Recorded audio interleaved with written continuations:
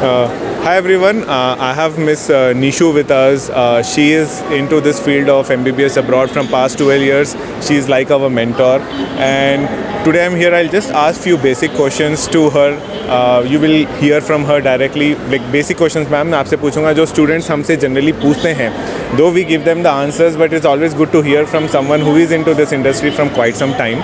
So, ma'am, आपका क्या take है? What do you think about MBBS abroad, as in like for Indian students? Which comes or which everyone asks is, why do you think MBBS abroad is a good option for Indian students who doesn't make it into Indian colleges? See, I think that being a doctor itself is a very noble cause, and this is something a dream from many.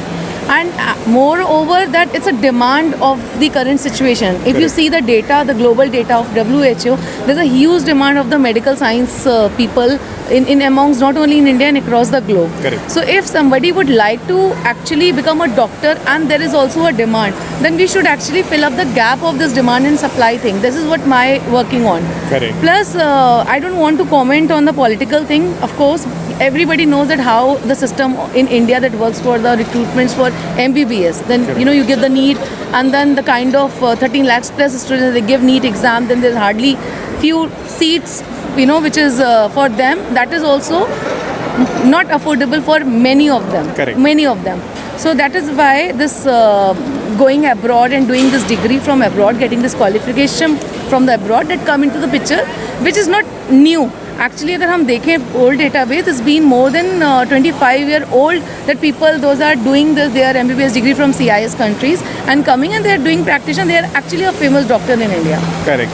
So next question which comes is like, how does this new gadget which has come in the month of November affect the students who are traveling abroad for MBBS? Yeah, it's see, actually NMC is doing their own, they're doing their own role. So we cannot interfere into their department.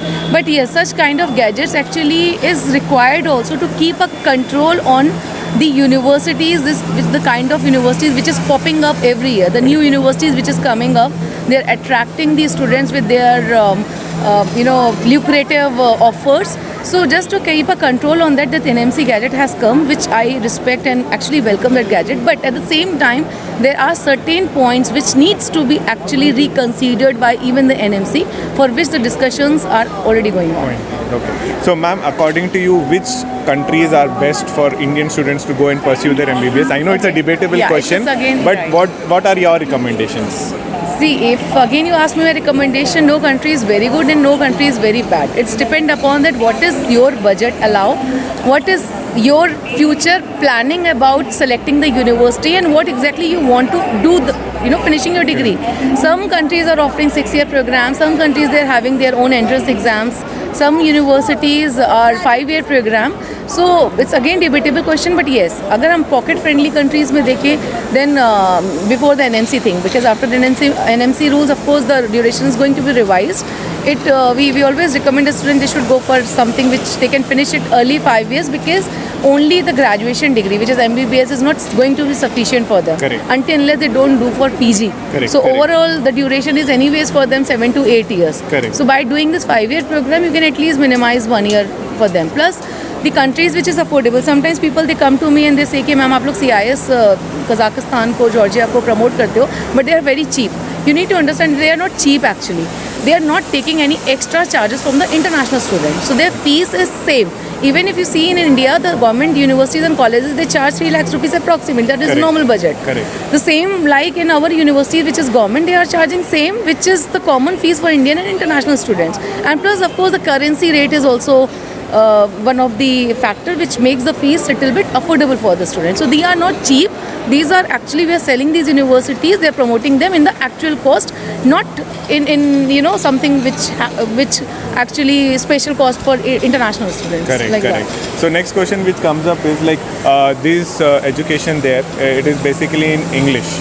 So is it correct? Like how much role does the local language play? Yeah. So yes, the English, of course, the language is English itself, but because every country they follow their own language. If you go to the European continent, even in European continent, Denmark you see Danish, Spain you see Spanish. Whereas in CIS also you see Russian, Georgian, Kazakhstan people, they speak Kazakhi. So when the student is going there and studying for 5 years, so we recommend it, of course, to make a ease of their living, they should know the local language, which is Kazakhi.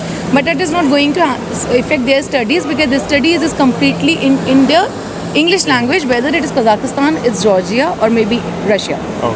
Ma'am, is there any age limit for Indian student to go and do MBBS there? That is as per NMC, yes. But for international university, there is no cap. Okay. So the MBBS degree is valid in India, right? Wherever the student studies and come back. Yes, because now the new rule which has come, everybody are now aware about it, that the student must qualify NEET before applying to this university, as well as after finishing their studies, they'll have to qualify the next exam. Okay. So if these two parameters are fulfilled by the students, they are very much eligible. Okay.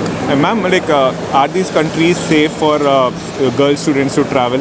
Yeah, of course. This is not it's been 16-17 years since these universities are actually teaching Indians, not only Indian students, but students from this Dubai, Pakistan, even we have students from Afghanistan. So different nationality students are studying from so many years. So this is completely safe even for the girls. Okay. So I understand that the cost of education is very affordable in Kazakhstan. Why do you think Kazakhstan is a good option? What is the USP in Kazakhstan? The first USP is the duration. Second is the cost. Third is the safety. Especially for the girls, it's a bit orthodox country, I'll say. So the kind of students we are getting, they're mostly from middle class family. So their parents' mentality is more towards their safety of their child, and they want their students should be in controlled way. So in that way, our universities are actually follow a lot of discipline. Students are under the proper rules and regulations inside the hostel. Safety is there.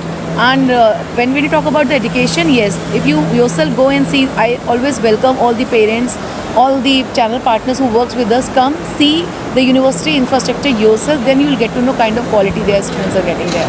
So basically, and plus, I'm sorry to interrupt, our FMG results speaks a lot. Correct. So itself. FMG results is great. So especially in West Kazakhstan and Sime University in Kazakhstan, those have very excellent results when it comes to FMG and students coming back to India and practicing here. So ma'am, what are the opportunities for the students once they finish their MBBS in Kazakhstan or any country abroad? What are the options available for them, like master's program, whether they have to come back to India or they can pursue there? Yes, there are a lot of people, they ask this question to me. No country can, especially in Kazakhstan, even in Georgia, we work a lot.